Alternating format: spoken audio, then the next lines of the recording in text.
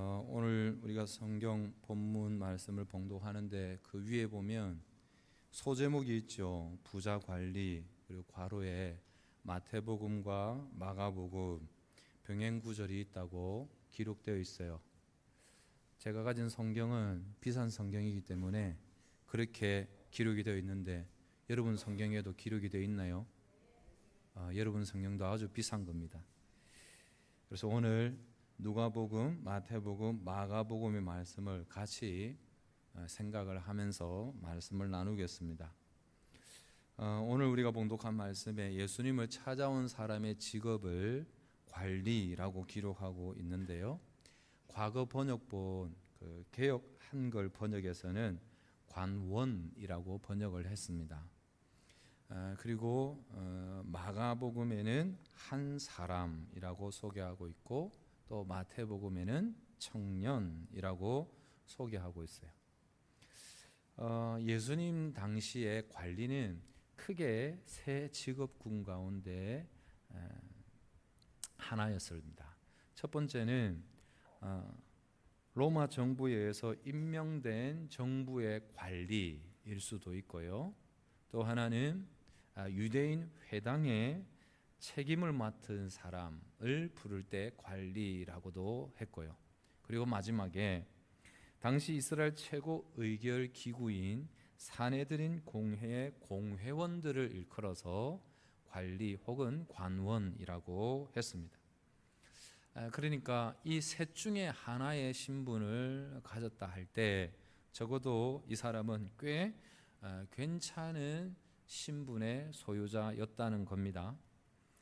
그리고 이제 마태, 마가, 누가복음의 말씀을 종합해 볼 때 이 사람은 젊은 나이에 관리라는 직책을 맡고 있는 이미 성공한 사람이지요. 그리고 오늘 본문에도 나오지만 제일 하반절에 보면 큰 부자였습니다.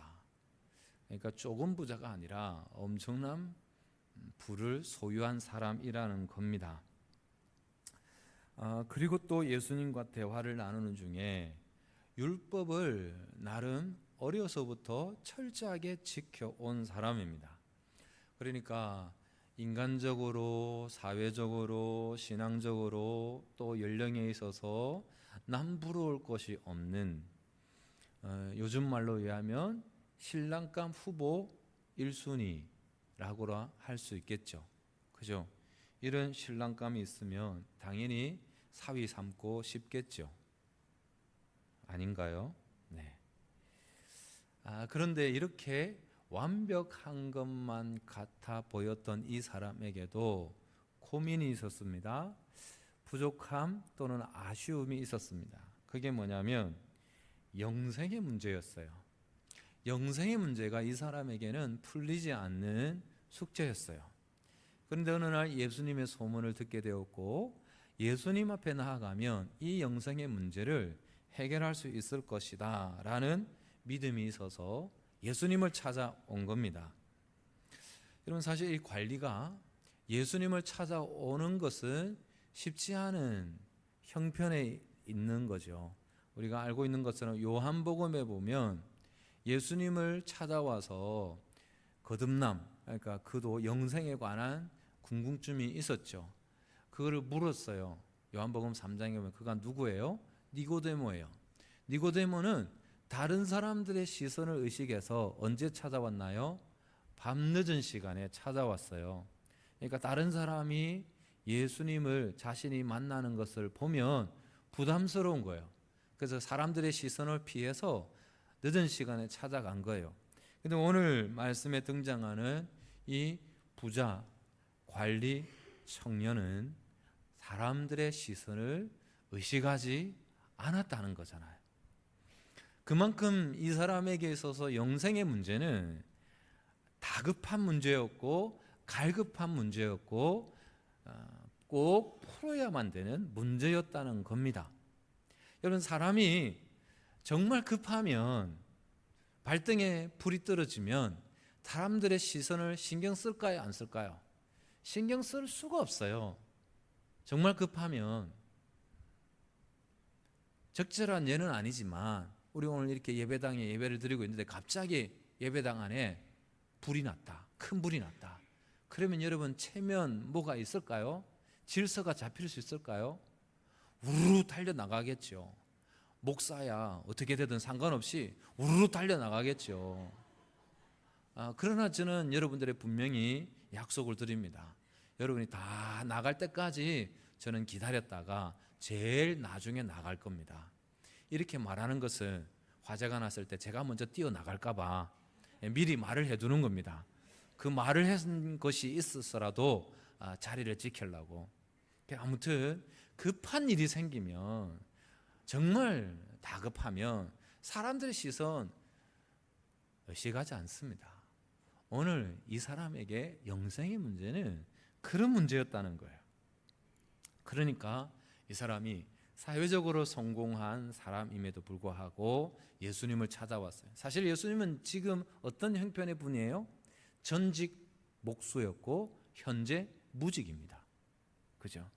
그런 예수님 앞에 사회적 신분을 가지고 있는 사람이 찾아왔다는 것은 쉽지 않은 결정이라는 것과 그만큼 이 사람에게 있어서 영생의 문제는 다급한 문제, 갈급한 문제였다는 겁니다. 그리고 오늘 본문에서는 그냥 예수님을 찾아와서 물었다라고 되어 있는데요, 마가복음에는 예수님께 달려와서 꿇어 앉아 물었다라고 말씀하고 있어요. 여러분, 무릎을 꿇었다는 것은 주님의 도우심을 절대적으로 필요로 하고 있다는 거잖아요. 아주 절박한 상황이었다는 그 표현을 무릎을 꿇고 나타내고 있는 거예요.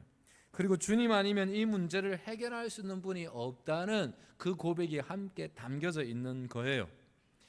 여러분, 우리가 생각할 때 이 사람의 형편을 보면, 환경을 보면 부족한 것이 없어 보입니다. 그런데 그가 누리는 이 안락한 삶으로는 다른 사람은 몰라도 자신은 이미 알고 있는 거예요. 자신이 누리고 있는 이 모든 것들이 자신의 공허함을 해결해 주지 못한다는 것을 자신은 이미 알고 있는 상황인 거지요. 그래서 예수님을 찾아온 거 아니겠습니까?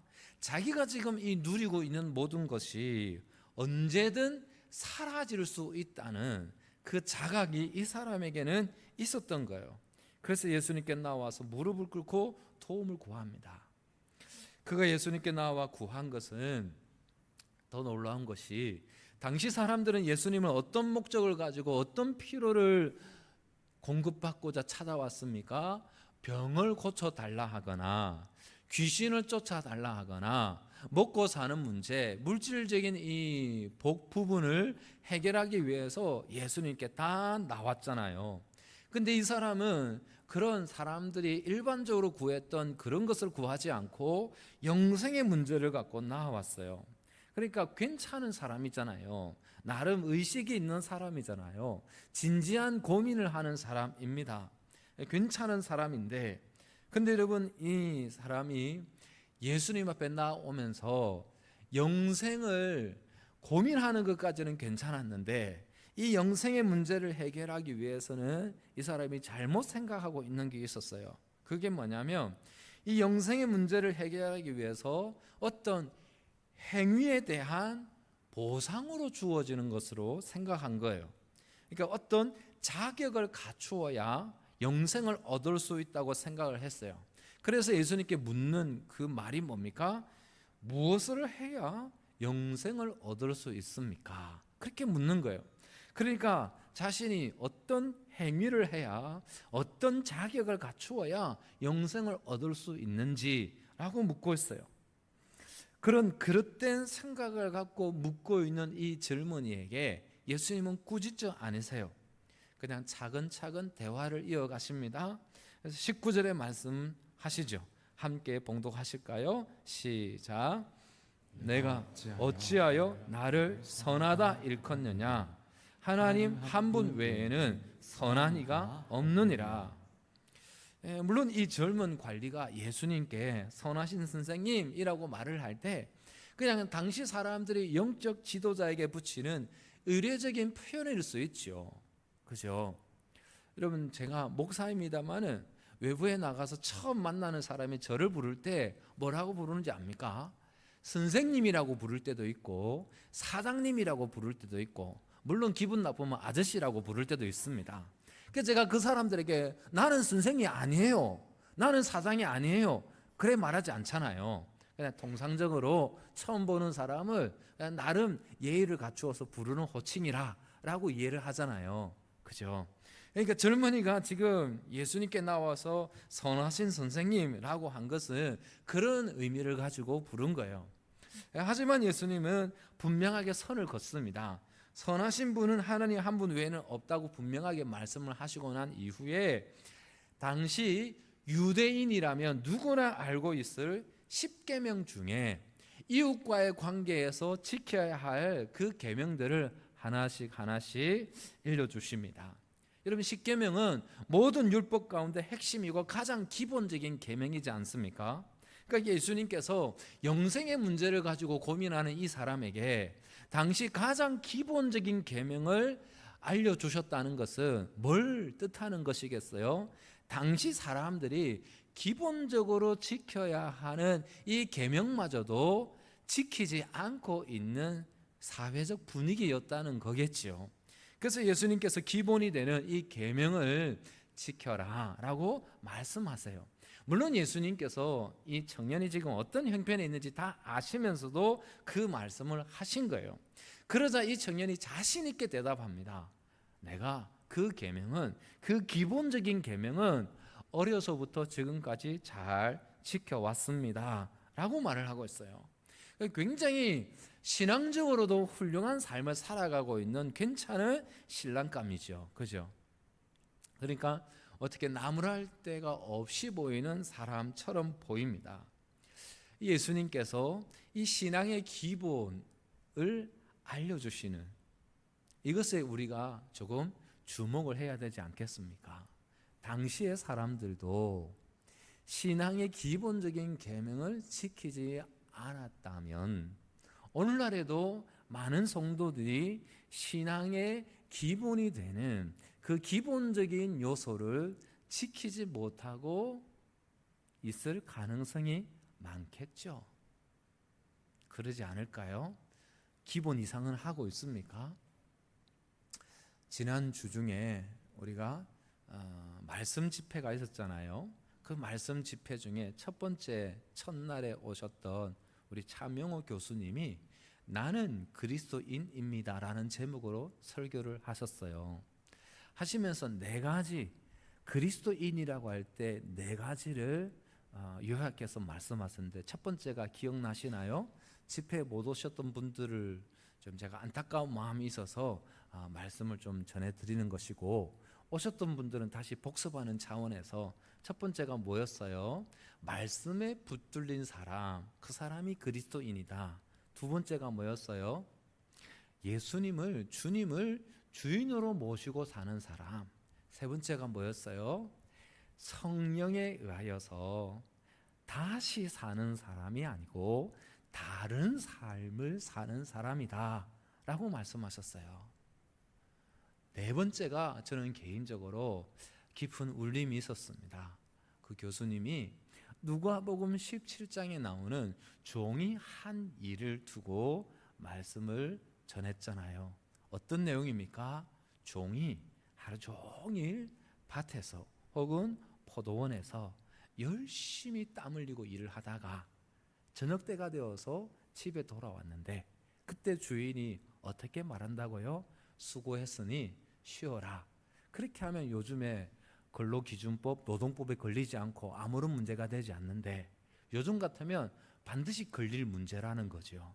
그렇게 땀 흘리고 수고하고 일하고 온 그 종에게 주인이 하는 말이 어서 나의 식사를 준비해라. 열심히 준비합니다. 그러면 수고했으니 이제 좀 쉬어라 할 법한데 너는 내가 식사를 하는 동안 옆에서 수종을 들으라. 그렇게 말한다는 거예요. 그렇게 말을 하면서 주인이 그 종에게 고맙다고 말하겠느냐? 미안하다는 생각을 가지겠느냐? 그렇지 않다는 거예요. 너무나 당연한 일을 하는 거예요. 그리고 그 종도 그렇게 수고를 하고 그 일까지 하면서도 너무나 당연하게 생각하면서 심지어 그 종은 어떻게 생각한다는 거예요? 나는 무익한 종입니다. 아무 쓸데없는 종입니다. 그렇게 생각을 한다는, 그게 당연한 거예요. 그리스도인이란 어떤 사람들이냐? 주님과 주님의 교회와 주님의 나라를 위해서 그렇게 수고하고 희생하고 땀 흘렸지만 칭찬받으려고 하지도 않고 인정받으려 하지도 않고, 다만 나는 내가 할 일을 한 것뿐입니다. 나는 무익한 종입니다. 그렇게 여기는 사람, 그렇게 생각을 하고 믿음을 가지고 살아가는 사람, 그 사람이 그리스도인이다 라고 말씀하셨어요. 여러분 어떠세요? 너무 심한 거 아닙니까? 너무 큰 것을 요구하는 거 아닙니까? 그런 생각이 들잖아요. 그러면 예수님이 우리를 위해서 십자가를 지신 것, 우리를 위해서 십자가에서 당신의 생명을 내어주신 것, 그것은 심한 게 아닙니까? 그것은 이해가 되는 이야기입니까? 그건 역시 너무한 것입니다. 너무한 일을 하신 분이시기 때문에 우리들에게 얼마든지 종에게 요구했던 주인처럼 요구할 수 있는 분이 우리 주님이십니다. 그러면 다시 그렇게 큰 것, 너무 힘든 것 말고 기본적인 것은 우리가 하고 있느냐라고 질문할 때 기본적인 것 하고 있다고 스스로 자신할 수 있습니까? 믿는 우리에게 기본이 뭐가 있겠습니까? 말씀과 기도겠죠. 예배의 삶이겠죠. 주님의 몸된 교회를 위해서 봉사하는 일이겠죠. 그 기본들을 여러분 충실하게 잘 감당하고 있다고 자신 있게 말할 수 있습니까? 어려움이 있죠. 그런데 오늘 본문에 나오는 이 젊은 부자, 이 사람은 그 기본을 충실하게 지켜왔다는 거예요. 그래서 21절에 이것은 내가 어려서부터 다 지켜온 것입니다 라고 자신 있게 말하는 거예요. 신앙의 기본기가 잘 되어 있는 것입니다. 여러분, 그러자 예수님께서 이 사람의 말을 들으시고 이어서 또 말씀을 하십니다. 근데 오늘 본문의 말씀에는 이어서 말씀으로 바로 기록이 되어 있습니다만은 마가복음에는 이 장면을 조금 더 자세하게 묘사합니다. 뭐라고 말씀하고 있는가 하면 예수님께서 그를 보시고 사랑하사, 그리고 이어서 말씀을 하시는 거예요. 여러분, 예수님이 왜 그를 사랑스럽게 보았을까요? 앞서 말씀드린 것은 당시 사람들은 기본적인 계명을 잘 지키지 않고 있는 거예요. 잘 지키고 있지 않을 뿐만 아니라 그 기본이 되는 계명을, 율법을 무시하고 그 율법마저도 자기의 이익에 따라, 자기 편에 따라 적용하고 해석하고 살아가는 사람들이 대부분이었는데, 이 사람은 사회적 성공을 거두었음에도 불구하고 인간적으로 잘 나가는 인생임에도 불구하고 그 잘 나가는 인생답게 쾌락에 따라 살아가는 삶이 아니라 철저하게 계명을 지키며 살아가는, 신앙의 기본을 지키며 살아가는 삶을 살고 있다는 그 고백을 듣는 순간 예수님은 그 젊은이가 보기 좋았던 거죠. 기쁨이 있었던 겁니다. 여러분, 예수님께서 그를 사랑스럽게 바라보셨다는 이 마음을 제가 100%는 이해하지 못하지만 어느 정도는 이해가 됩니다. 오늘 오후 예배 시간에 교회학교 여름 행사 발표를 가집니다. 그 발표를 가진데 오늘은 청년부와 영유아 유치부가 발표를 하거든요. 그 시간에 여름 행사 동안 행하였던 그 영상을 편집해서 보여줄 거예요. 제가 어제 미리 봤거든요. 그 영상을 보는데 저도 모르게 그 영상을 보고 있는 동안 저 입가에 미소가 띄어졌어요.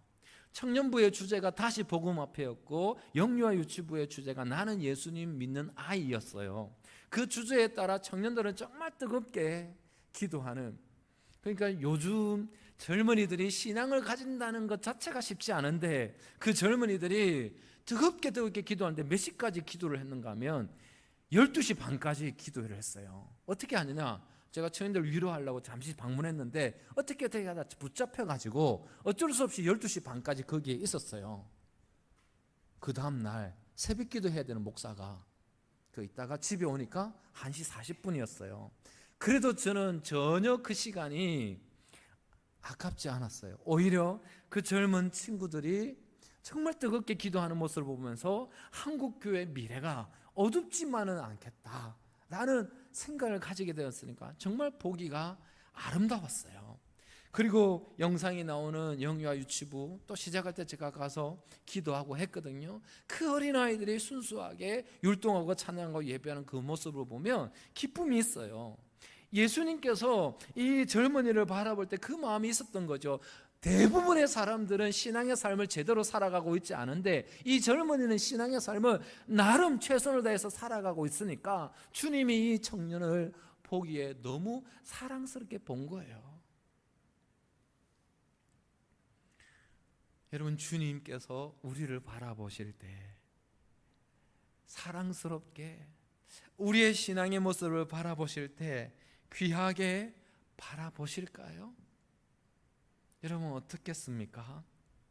주님이 지금 내가 신앙생활을 하고 있는 그 모습을 바라볼 때 칭찬하고 인정해 줄 만한 그 신앙의 모습을 우리가 지키고 있을까요?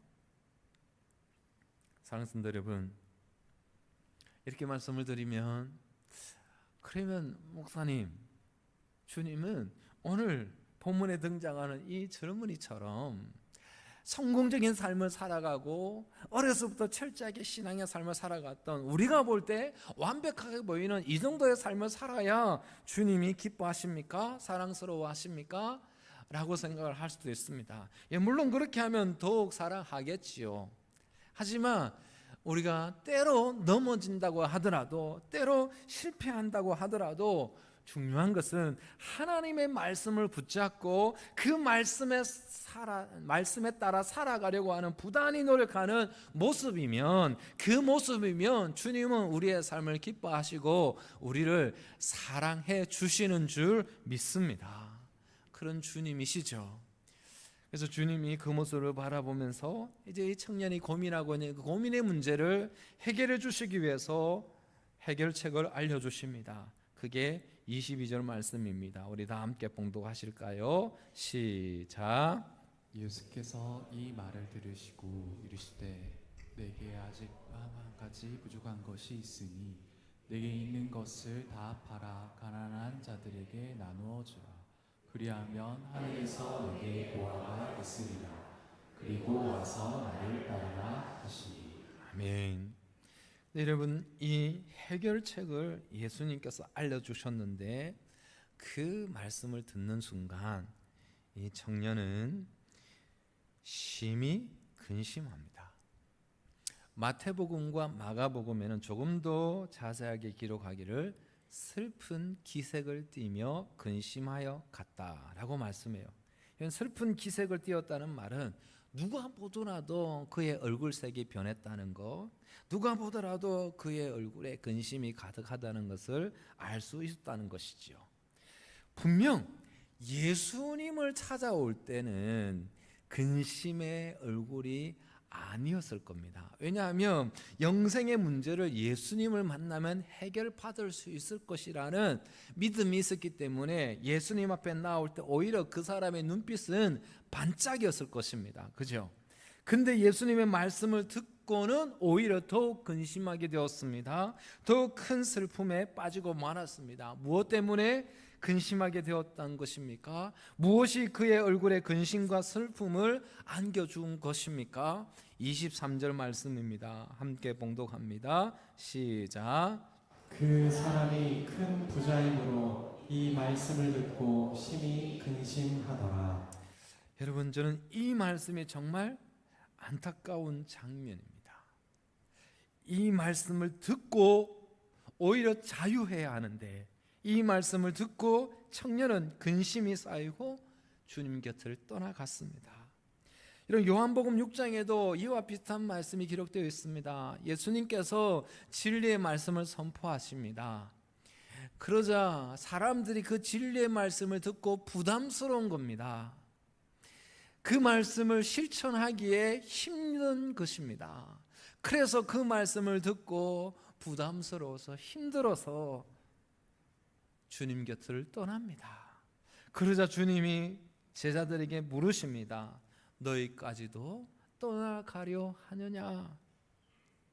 사랑하는 성도 여러분, 참 말은, 바른 말은, 옳은 말은, 즉 진리의 말씀은 많은 사람들에게 부담을 주는, 그리고 그것이 우리들에게 근심을 주는 말씀일 때가 있습니다.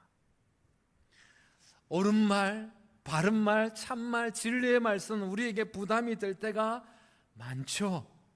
그래서 그런지 언제부터인가 교회에서 선포되는 말씀들이 참말, 바른 말, 옳은 말, 진리의 말씀보다는 사람들이 듣고 싶어하는 말, 들어도 부담이 되지 않는 말, 부자가 들어도 아무 부담이 되지 않고 불의를 행하면서도 잘 살아가는 사람들이 그 말을 듣고서도 양심의 가책을 받지 않을 만한 말들이 점점점 더 많아지고 있습니다. 그래서 하나님의 말씀은 예리함에도 불구하고 그 하나님의 말씀의 예리함이 점점 그 예리한 각이 둔해지면서 하나님의 말씀으로 완악한 심령이, 죄악된 세상이 찔러지고 쪼개어져야 함에도 불구하고 그 진리의 말씀이, 예리한 말씀이 선포되지 못함으로 세상이 여전히 악을 향하여 가고 있음에도 불구하고 성도들이 여전히 신앙의 기본적인 삶을 지켜내지 못하면서 살아가고 있음에도 불구하고 바르게 선포되지 못하고 있는 것이 오늘날 한국교회 현실이 아닐까 조심스럽게 생각을 해보는 것이요. 물론 이렇게 된 것이 1차적인 책임이 말씀을 맡은 자들에게 있지요. 틀림이 없습니다. 부인할 수 없습니다. 그러나 2차적인 책임도 그 진리의 말씀을 선포할 때 모든 이들이 아멘으로 받지 않습니다. 기쁨으로 받지 않습니다. 아멘하고 순종하며 응답하지 않습니다. 그래서 차선책으로 어쩔 수 없이 그 말씀이 점점 힘을 잃게 된 것이겠죠. 젊은 부자 관리는 영혼의 날개를 달 수 있는, 영혼의 날개가 돋아나려고 하는 절호의 기회였습니다. 근데 그 기회를 잡지 못했습니다. 오늘 본문 이후에 그의 삶이 어떻게 되었을까요? 물론 시간이 지나서 번민의 시간을 보낸 후에 돌아와서 주님의 제자가 되었을 수도 있습니다. 그 일은 아무도 알 수가 없습니다. 하지만 적어도 성경 기록에 의하면 오늘 이후에 이 젊은 관리의 모습은 성경에 등장하지 않고 있다는 것입니다. 사랑하는 성도 여러분, 신앙은 결단입니다. 우리가 가진 기독교 신앙은 재물과 하나님을 겸하여 섬길 수 없고 정의와 불의가 짝할 수 없고 그리스도와 벨리알이 조화를 이룰 수 없다는 것이 우리가 가지고 있는 기독교 신앙의 핵심입니다. 자유의 땅을 얻기 위해서 이스라엘 백성들이 압제의 땅, 애굽의 땅을 떠나지 않을 수 없었던 것처럼 예수님의 제자로 부름받은 사람 낚는 어부의 비전을 가슴에 품게 되었던 갈릴리 어부들이 배와 그물을 버려두고 예수님을 따랐던 것처럼 오늘 우리도 말씀 때문에 결단해야 하는 그리스도인입니다. 결코 말씀 때문에 실족하거나 주님의 곁을 떠나서는 안 되는 믿음의 사람들입니다. 사랑하는 성도 여러분, 성경이 굳이 실패한 신앙인의 예를 기록하고 있는 것은 이 사건을 거울 삼아서 우리 자신을 돌아보라는 것 아니겠습니까? 성도는 말씀 때문에 변화를 받아 삶의 방향을 전환한 사람들입니다. 그런데 그 말씀을 듣고 근심하고 슬퍼한다면, 더군다나 그 이유가 오늘 젊은 부자 관리처럼 물질이라면, 그 물질은 우리에게 결코 복이 될 수 없을 것입니다.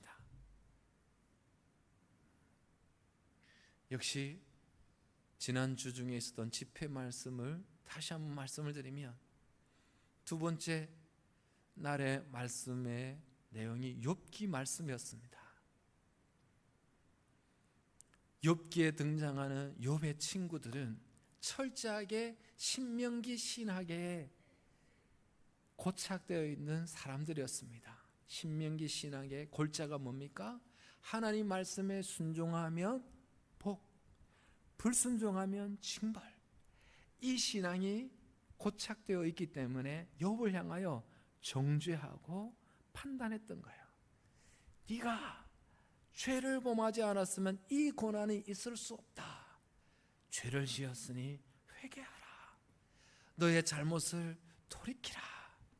무조건적으로 비판하고 판단해요. 왜? 그들이 가진 신앙은 말씀에 순종하면 복, 불순종하면 징벌이라는 너무나 확신에 찬 신앙이었기 때문에, 여러분, 우리도 그 신앙에 처져 있지 않을까요?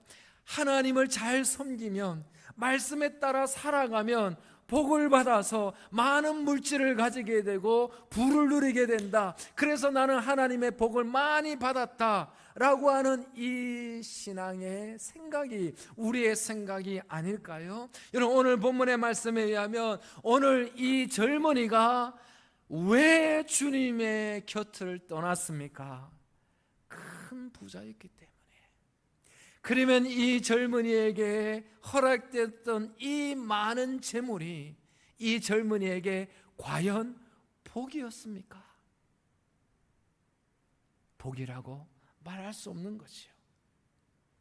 그런데 우리는 생각합니다. 복이라고, 반드시 복이라고. 예, 물론 하나님께 주신 복을 누림으로 물질의 복을 누릴 수 있습니다. 그러나 그것이 반드시 복일 수는 없을 수 있다는 것, 그게 오늘 본문의 말씀이 말씀하는 거잖아요. 엘리바스, 빌닷, 소발이 반드시 하나님 말씀에 순종하면 복을 받고 말씀에 불순종해 징벌을 받는데, 그래서 욥 너는 죄인이라고 그렇게 말했던 친구들의 그 신앙이 오늘날 많은 성도들이 가지고 있는 신앙, 물론 그런 확률이 많이 있습니다. 그러나 욥기의 말씀이 뭡니까? 의외성, 예외성이 있다는 겁니다. 순종했으나 고난을 당할 수 있다는 것입니다. 마찬가지입니다. 하나님께 주신 복이 아닌 이유가 될 때가 있다는 겁니다. 사랑하는 성도 여러분, 만약 이 청년 관리가 재물이 많지 않았다면 그는 슬퍼하거나 근심할 필요가 없었을 것입니다. 그런데 그가 슬퍼했던 것은, 주님의 곁을 떠났던 것은 재물이 많았기 때문입니다. 사랑하는 성도 여러분, 이 젊은 관리에게 재물이 많았다는 것이 과연 축복이었습니까? 그가 가진 그 많은 재물이 그에게 기쁨을 주고 있습니까? 사랑하는 성도 여러분, 우리의 삶을 한번 돌아볼까요? 지금 우리가 슬퍼하고 있는 것이, 근심하고 있는 이유가 뭡니까?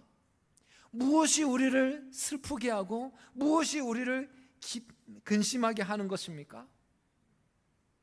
내 환경이 나를 슬프게 한다고 생각을 하지요. 그죠? 내게 있는 채워지지 않는 그 무엇 때문에 내가 지금 근심하고 있다고 생각을 하지요. 결핍 때문에, 더 가지 못하는 것 때문에, 누리지 못하는 것 때문에 근심하는 것이다, 슬퍼하는 것이다 생각을 합니다. 그런데 오늘 본문의 말씀은 그게 아니라는 겁니다. 왜 슬퍼하게 되었느냐? 왜 근심하게 되었느냐? 내가 포기하지 못한 것 때문에, 그래서 근심하게 되었고 그래서 슬퍼하게 되었다는 것입니다. 왜 주님의 말씀에 응답하지 못하게 되었는가? 왜 주님의 곁을 떠나게 되었는가? 포기하고 싶지 않은 바로 그것 때문에 근심하게 되었고 주님의 곁을 떠났다는 것입니다.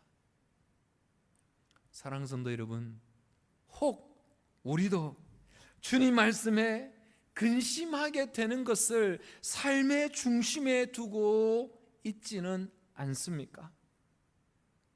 그렇다면 주님의 말씀에 근심하게 되는 그것을 우리의 삶의 중심에 두고 있다면 절대 우리에게 허락된 그것은 포기될 수 없을 겁니다. 주님의 부르심과 주님의 말씀 앞에 언제든 응답할 수 있고 결단할 수 있는 그리스도인으로 살아가는 삶이야말로 복된 삶이 되는 줄 믿습니다. 이 말씀을 전하는 저도 이 말씀 앞에 자신은 없습니다. 그리고 이 말씀을 전할 때 여러분들이 아멘으로 화답하는 것이 쉽지 않을 것이라 충분히 예상이 됩니다.